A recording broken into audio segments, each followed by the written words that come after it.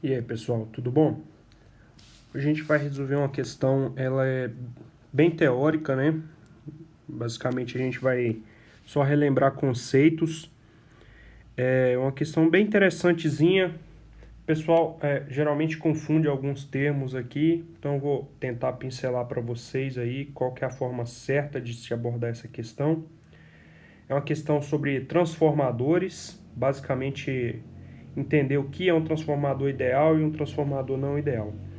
Essa é uma questão que caiu para a prova de engenheiro de equipamentos elétrica na Petrobras, prova de 2011. Então vamos lá. A gente vai debater aqui item por item, né? Para a gente chegar a entender o porquê ela está certa ou porquê ela está errada. A respeito de um transformador considerado ideal, afirma-se que...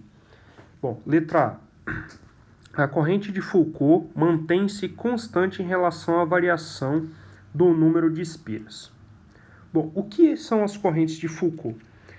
Se desenhar aqui um núcleo, né? Temos aqui um núcleo de um transformador. Então aqui a gente tem um transformador e aqui a gente tem as espiras aqui do primário.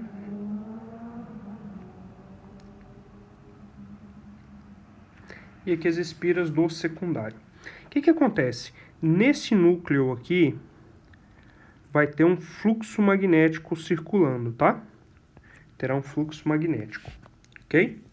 O que são as correntes de Foucault? As correntes de Foucault, devido à variação desse fluxo magnético, vai surgir correntes parasitas circulando aqui. Isso no próprio ferro mesmo, tá? Elas vão ficar circulando aqui.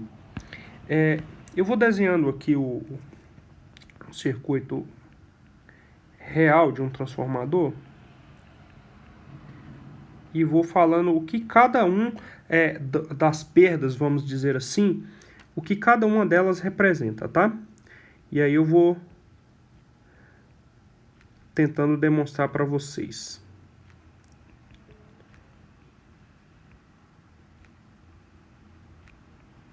Deixa eu só terminar aqui o nosso trafo real. E a gente já vai entender o que está acontecendo. Então tá aqui. Pois bem, se vocês lembrarem da lei de Lenz, ela é dada aqui. Uma tensão induzida, né? Ela é o sinal de negativo, que só significa que ele está criando um fluxo contrário, então não necessário, vezes a número de espiras, vezes a variação do fluxo no tempo. Tá. Então o que acontece? Aqui o núcleo ele é formado por chapa de aço, né? Chapa de ferro. E essas chapas de ferro, elas têm uma resistência, certo? Então o que acontece? Eu tenho uma tensão sendo induzida e eu tenho uma resistência. Portanto, surgem essas correntes de Foucault. Então, correntes parasitas. Então, elas ficam aí circulando e aquecem o núcleo, certo? Então, ela depende sim, porque ela vai ser tão maior quanto maior for o número de espiras. Então, se eu aumentar muito o número de espiras, eu vou aumentar meu fluxo, aumentando o número de espiras e mantendo a corrente ali constante, eu vou estar aumentando a tensão. Portanto, a minha corrente parasita, né, corrente de Foucault, vai sim aumentar. Ela vai aumentar porque o maior número de espiras, mais concentrado ali, mais fluxo vai estar passando e uma tensão maior vai estar sendo induzida. E no nosso modelo, eu fiz errado aqui. Então aqui no nosso modelo real aqui do nosso transformador, essas correntes de Foucault são representadas por quem? Ela é representada pela essa resistência aqui do núcleo, Rm. Ela é que mais ou menos quantiza, né? Faz a quantificação dessa perda por corrente de Foucault, correto? Então, a gente chega aqui, a corrente de Foucault não mantém-se, ela não é constante, né, em relação à variação do número de espiras. Então, isso aqui está falso.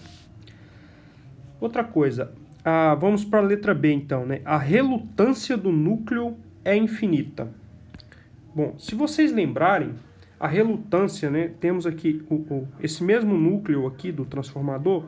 Quem que é a relutância? A relutância... Deixa eu fazer aqui. Então, a relutância, né? Ela é dada pelo meu 1 sobre μ0, μ relativo, vezes o comprimento, né, do meu núcleo magnético aqui, né, um comprimento médio, dividido pela área, certo? Essa aqui é a minha relutância. Então, o que acontece? Se eu aumentar muito a área do meu núcleo, eu vou estar diminuindo a relutância. Se eu aumentar muito o comprimento, eu vou estar aumentando. Se eu aumentar a área, eu vou estar diminuindo. O que acontece? A relutância é infinita. Ele está me afirmando que a relutância é infinita. Falso. Esses dois parâmetros aqui são sempre finitos, certo? Eles são valores finitos. O comprimento e a área, eles são valores finitos. O μ0 também é uma constante, né? 4π vezes 10 a menos 7, ponto. O que vai variar de acordo com o material, enfim, N coisas, é o μ relativo. Ele é um número adimensional. Então, o que acontece? Num transformador ideal, esse μ relativo, ele é infinito. Ele é infinito. Então, se nós fizermos o limite dessa relutância, né? O limite da relutância é igual ao limite de quando o μ relativo tende ao infinito, então a gente chega que a relutância é igual a zero. E não infinita igual está informando. Então, essa relutância infinita, na verdade, não é isso, né? A relutância ela é zero. É como se ele não oferecesse a relutância zero não oferecesse nenhuma oposição à passagem do fluxo magnético. Esse μ0 é o semelhante ali à resistência elétrica, né? Então, isso aqui é zero. Fluxo de dispersão é grande. Bom, o que é fluxo de dispersão? Aqui, quando tem um fluxo aqui, o núcleo magnético, ele tenta concatenar, né, todo o fluxo aqui no ferro. Só que mesmo assim ainda existem uns fluxos que podem passar aqui por fora, né? Por fora do meu eixo magnético. Esses fluxos, eles são dado pelo fluxo de dispersão. É a quantidade de fluxo que passa por fora ali do meu núcleo e que não atinge diretamente uma espira e nem a outra, certo? Então, o fluxo de dispersão, na verdade, é nulo. Ele é pequeno. Na verdade, um transformador ideal, a gente assume que isso não existe. Portanto, isso aqui é falso. E no transformador, quem que mede esse fluxo de dispersão? Na verdade, é o X1 e o X2. São essas impedâncias sérias aí do transformador. Assim, a relutância do núcleo ela é dada pelo Rm e o Xm. Na verdade, eu falar que a relutância é zero, eu estou falando que meu